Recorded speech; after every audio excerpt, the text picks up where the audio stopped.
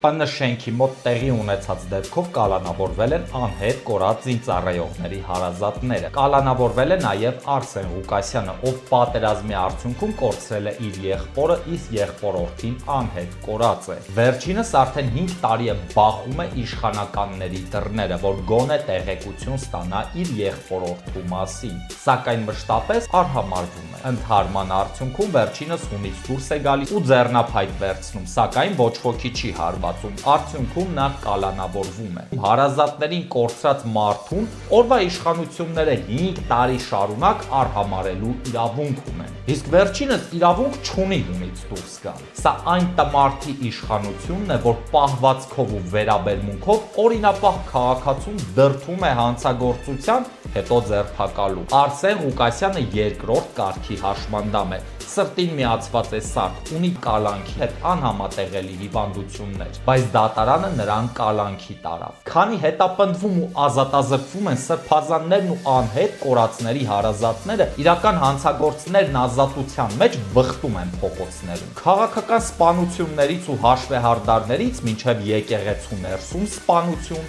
անչափահասների սպանություններ ու անգամ սերիական մարդասպաններ։ Ահա սա է նիկոլական, արդարադատական ու իրավապահ համակարգը։